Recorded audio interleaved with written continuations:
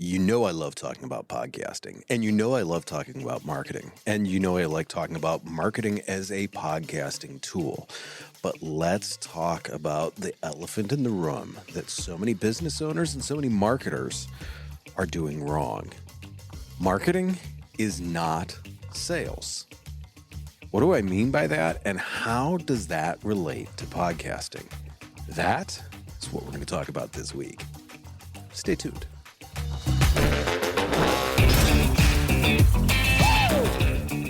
Welcome back, but look, I got to say this kind of differently right now because this is not, I guess I would say welcome back. If you're just listening, you have no idea, but if you are watching, you will see like I am in a totally foreign place.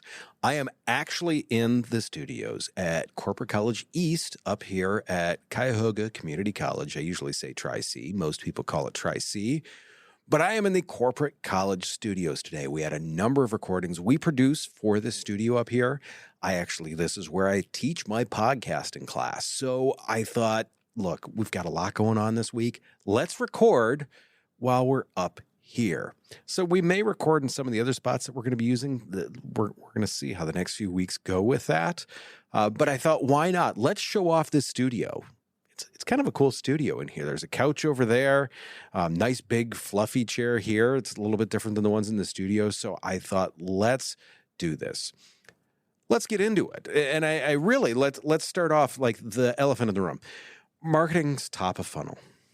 Too many people treat it like it's the closer. I just had a conversation with someone the other day where we were talking about this. And I said, look, you can't just do marketing and expect the cash register to ring. That is not how this works, especially when it comes to stuff that's business to business. It just doesn't, it just does not work that way. So let's do the dive into what is marketing?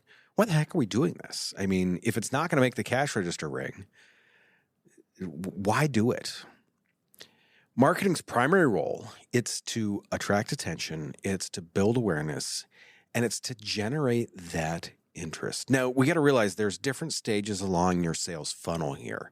There is that very bottom of the funnel. And I mean, it's called a funnel because you start with a wide swath of people. You start with a large number of people, and slowly that number of people gets narrower and narrower and narrower until you find a customer. Hopefully there's a lot of customers in that funnel.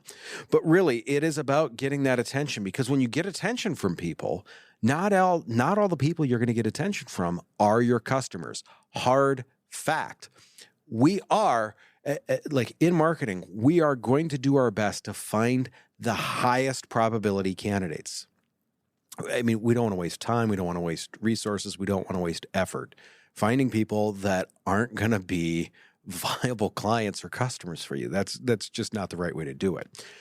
We are going to find the highest probability people. But once again, we're talking probabilities. We're talking there's a set number of a larger number that are possible clients for you. And those are the ones that really marketing is going to try and drill down for you.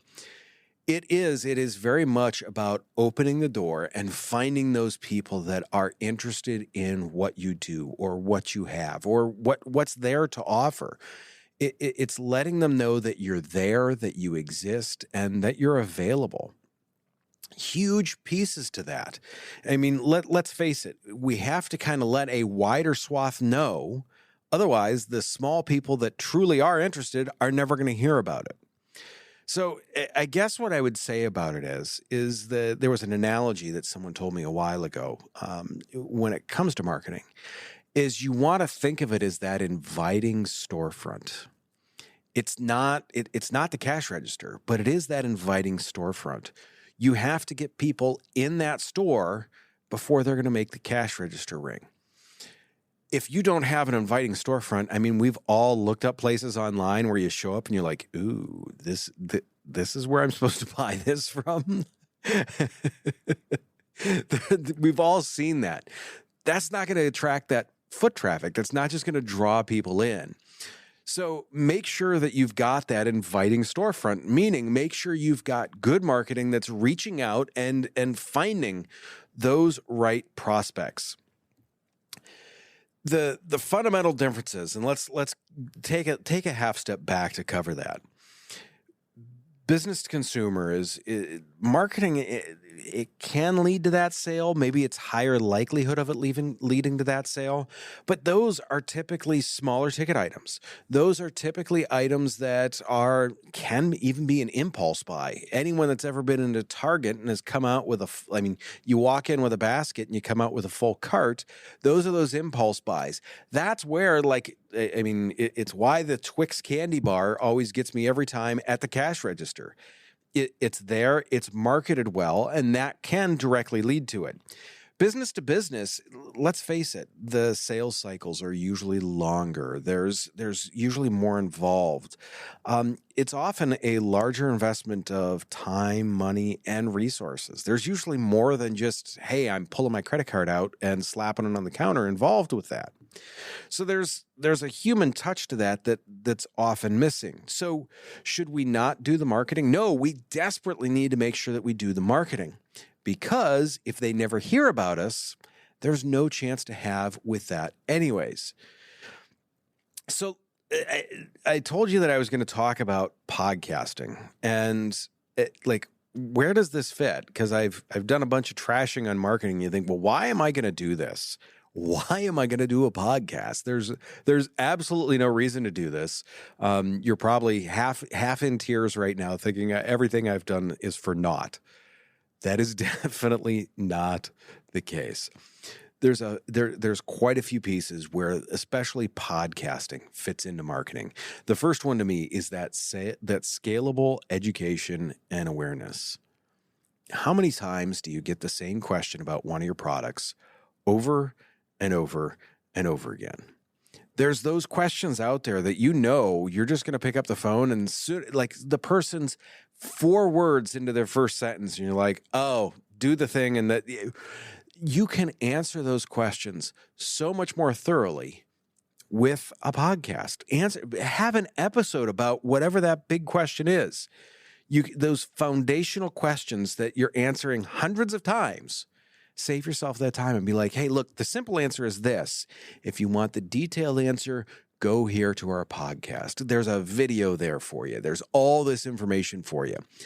Those are the things to me that could be huge time savers, because let's face it, we've all been in situations where it's now the 700th time you've gotten this question and you're irritated by the question now.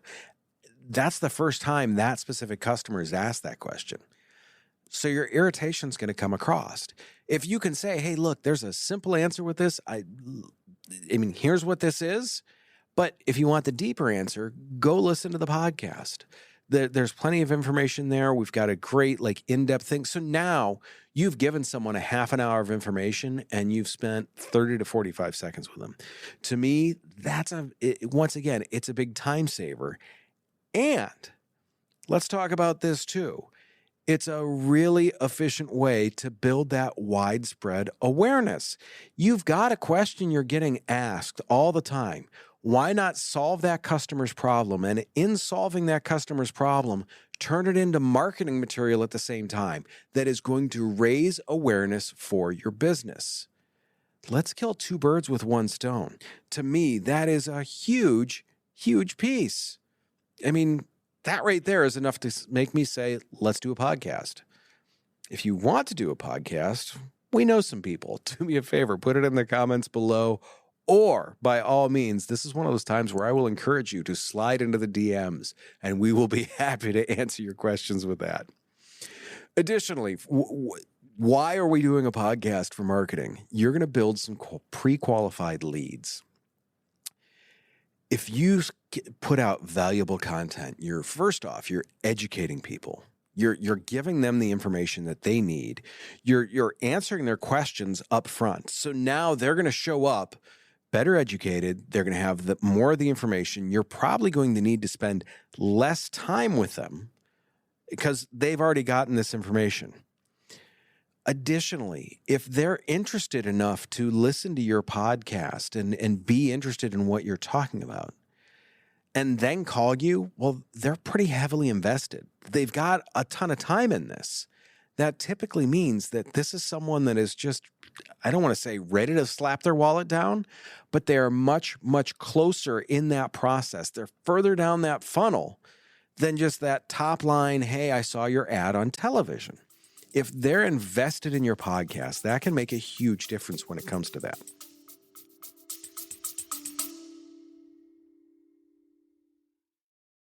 Is your podcast not getting the results you hoped for? Are you feeling stuck and unsure how to grow your audience or make a real impact? We get it. Podcasting can be a challenge, but with the right strategies, it can be an incredibly powerful tool. That's why we're offering our free no-pitch podcast consultation. We'll spend 30 minutes with you identifying areas for improvement on anything from optimizing your audio or video quality to developing a content strategy that resonates with your customers. If you're ready to unleash your podcast's full potential, visit the link in our show notes to schedule your free consultation. Space is limited, so sign up today so we can help you create a podcast that truly shines. The next step in this, and we did a whole episode about building know, like, and trust. We're going to start calling podcasting the know, like, and trust accelerator. They're going to hear your voice. You guys, you know my voice. It's echoing through your car in your earbuds or annoying you on your run right now. They're going to hear your voice. They're also going to understand your perspective. They're going to start to absorb some of your expertise. And the other thing is once again, it's consistent exposure. We talk about all the time in any form of marketing. People need to see you like. Now they're estimating anywhere between, it used to be between 7 and 8. Now they're estimating between 15 to 20 times before someone even acknowledges that you exist. That's a daunting number. How do I get in front of someone 15 times? Do I have to buy the same ad 15 times before I'm there? To me, that when we talk about that from a marketing perspective, I very much, it takes me back to being the seventh grade boy at the junior high dance. What do I have to do to get noticed? Well, do I have to walk past her 15 times before she's going to ask me to dance? Probably 30 or 40, actually. And at that point, she's just going to start pointing and laughing. But back to the marketing piece of it, really, if it takes that many times to get noticed by someone, make sure that you're doing everything that you can to get in front of people as many times as you can. The more often you get in front of people, the better your odds are of moving them to that next stage of the funnel, and the next stage of the funnel, and the next stage of the funnel. Like I said, the more contact points we get, the further down we're going to get there. Another thing I want to look at here is you can sometimes address some objections before they arise. Proactively, tackle common objections and misunderstandings. Whether you've got a product, service, whatever, it could be industry-wide. You can address those. And it's one of the reasons why, I talk about our 30-minute no-pitch podcast consultations. The link is below if you want to sign up for one, if you want to talk about your podcast. We record, we transcribe a lot of those, and we look at most of those in terms of the information that we're going to get out of those. That's what are people asking? We're going to have an episode coming up here very soon from all the data that we've gotten from those, where it's, look, here's the items we're talking about. Here's the items that we're working with consistently with people. Let's help you take care of those. Let's get those taken care of up front. Well, in so many cases, those are objections that people have, like, hey, this is why I'm not doing this. Well, if we can take care of that in a podcast form when they first started listening, does that make the rest of the transaction easier? You betcha. It's that preemptive education. It's going to make it so your sales team, and if maybe you are your sales team, you're going to spend less time on that basic education, that basic information, like here's how our thing works, and go from there. The other thing, and this is one, you're going to demonstrate some authority via thought leadership. And to me, that's a big one. You're an expert. I tell people this all the time. If you're doing something 40, 50, 60 hours a week, you're an expert at it. That's kind of the definition here. Talk about it. People want to hear what you have to say about that. And as they hear that, they see the stuff that, oh my God, what the person said is right. As they see that once again, it builds your authority. It establishes you as that thought expert. Huge, huge, huge. I mean, once again, that goes back to know, like, and trust, but building that authority so that way when it comes time to really say, look, who do I want to buy from? It ends up being you. The other thing I like about this, and this is someone else presented this to me, and they said, you are creating warm introductions, not cold calls. Let's say it's someone that's watched your podcast before.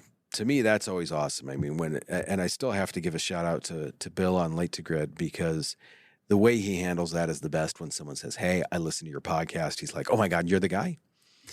I love when he does that. It's amazing. But to me, and Bill loves it when I give him a shout out in the podcast too. So thank you for listening, Bill, is you get warm introductions to your podcast. Because once again, it's always awkward to be initially introduced to someone. But if someone in that party feels like they know someone else, there's that initial connection that's already been made. People have listened to you for a long time. If you're doing the podcast, they've heard from you. They've agreed with you in many cases, and that's why they've stayed listening to you. It's these types of things that create that deeper connection, which means you can quicker get past that cold calling, that cold, difficult part of the relationship. In any sales relationships, there's that cold stage, and that's tough. This gets you into that warm area sooner. Two more big points that I want to cover with this. You also, from your podcast, and this is the marketing piece that I really like. There's a lot of marketing that goes out there that is the quick hit, and then it's done, it's gone. And think of a lot of traditional ads that you've seen. Most ads have not lasted terribly long. I mean, I talk, okay, granted, if you're old enough, you remember Where's the Beef? Brilliant ad campaign, and they ran that for quite some time. But beyond that, there's not many ads that last very long. Look at the ones that pop up on your TV now. They change all of the time. With a podcast, you're getting evergreen content. That content is going to be out there, and eventually someone else is going to look that up, and they are going to refer to that episode that's 2 months old, that's 2 years old, that's 2 decades old, because we're coming up on some podcasts being that old. They live on. They can be shared. They can, months, years, whatever. They can be discovered later on. It's continually serving as your sales support material. Whereas if you run like a normal video ad, it's one and done. It's out there. They saw it. It's out. The podcast is going to be out there for people to find, like I said, for years to come if they want to.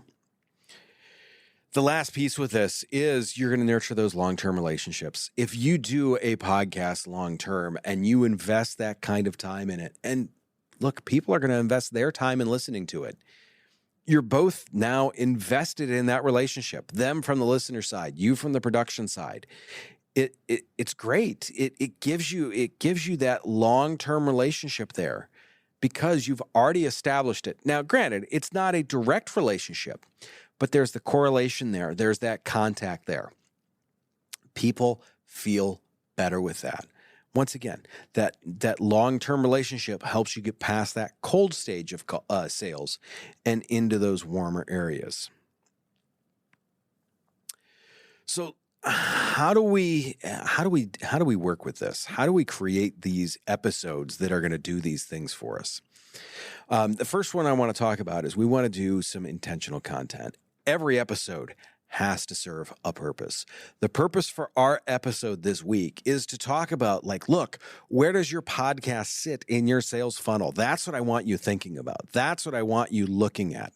So make sure that, like, your episodes, as you're structuring them, what purpose does that serve? How does this, I mean, where is it at in the funnel, and how does it help people get to the next stage? Because the last thing we want to do is have random conversations.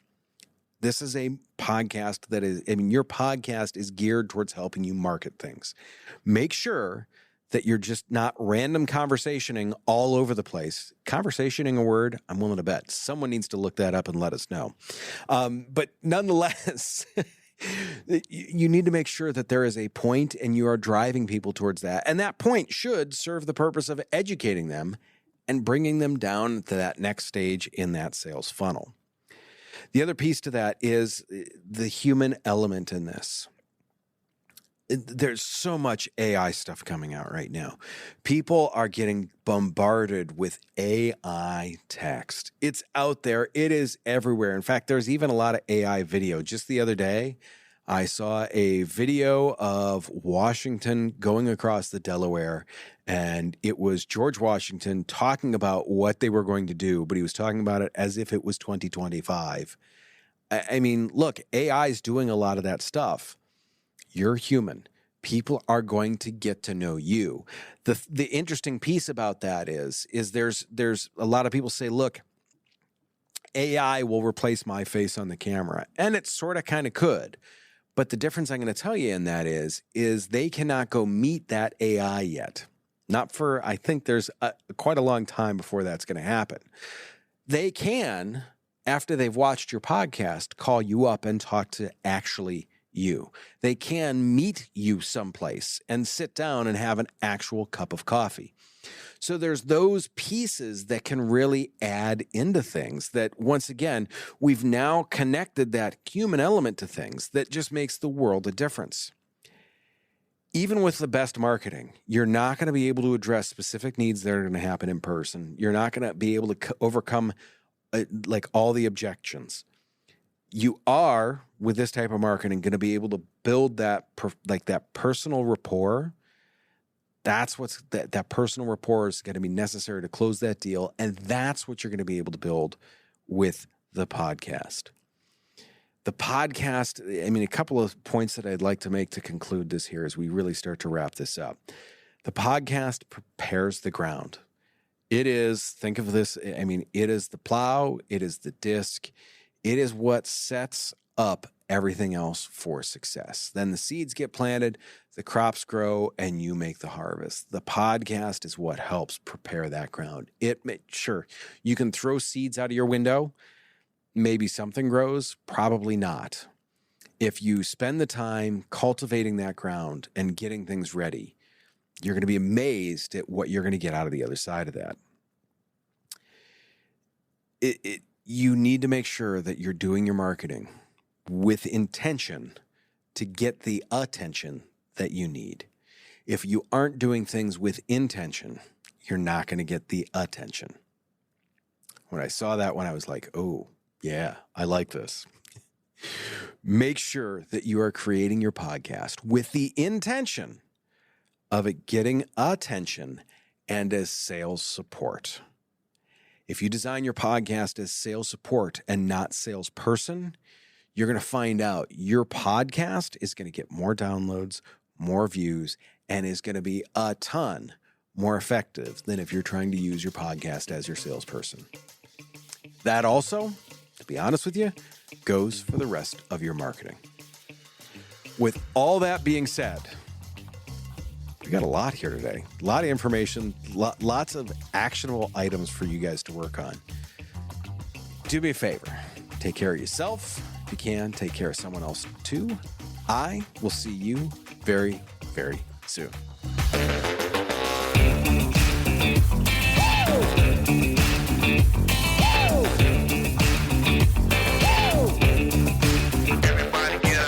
Creating engaging content can feel overwhelming, but it doesn't have to be. That's why I'm excited to share our Stomping Podcasting newsletter.